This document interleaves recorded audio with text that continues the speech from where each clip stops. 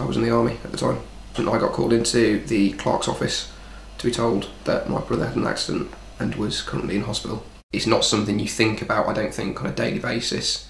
And in fact, it's probably not something that even crossed my mind before Lee had his accident.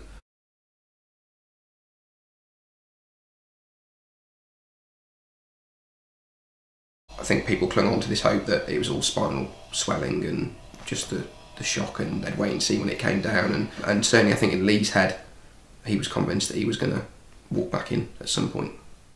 Well, mum and dad all seemed quite upset, so I always tried not to be, not around them anyway, because they had enough going on without me being upset as well. I didn't feel like I could lean on my parents as such, not in a bad way, not because my parents are unsupportive, but again because they're going through their own issues, and I think there's sometimes an expectation that you will react in a certain way.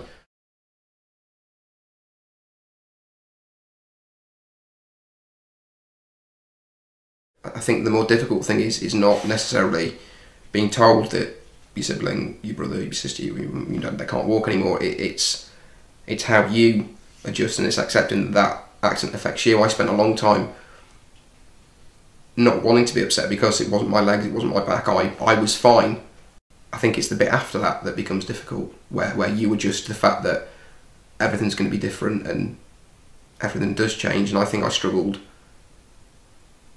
seeing Lee in his wheelchair. I think the biggest thing that got me is his legs. Is when he gets in his car, he moves his legs with his hands.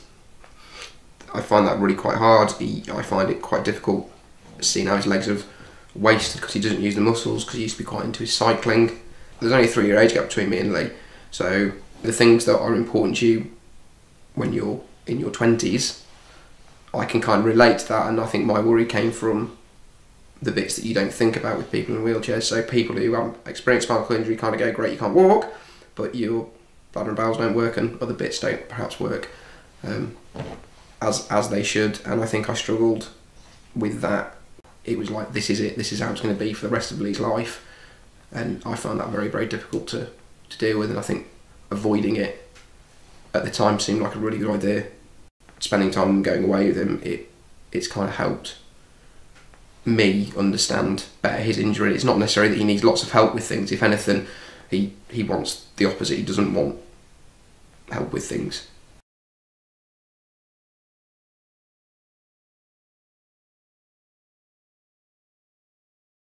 The biggest thing that helped us throughout us all was finding that thing that the injury couldn't change, and treating Lee as Lee still. Not Lee in a wheelchair, not Lee with an injury. He's still Lee. He's still the same person he was. Lee came to terms with what happened to him and how everything had changed long before I did. I would probably say I only recently got to a point where I was happy, and I think that came once I'd stopped avoiding seeing the situation.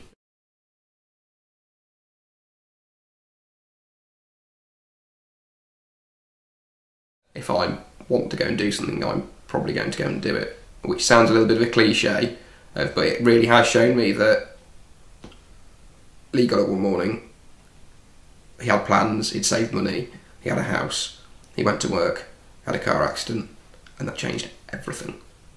I think what happened to Lee could happen to anyone. I know you can't live your life like that, but it certainly made me go, well, actually I'm just going to go and do what I want to do. So it's potentially probably made me a little bit more selfish, I think, in that respect.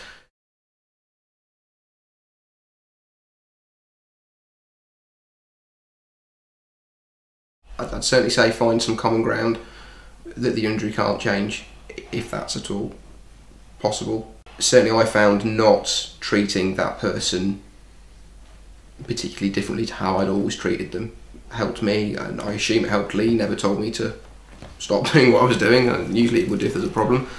My main avoidance actually came when Lee was discharged, and I think that was a mistake for me. So I think maybe not avoiding situations you may find uncomfortable may be an idea, because the more you face them, certainly for me, the easier it became. Yeah, I think it's up to you to find a way that's acceptable for you to deal with that injury, and no one can tell you what that is.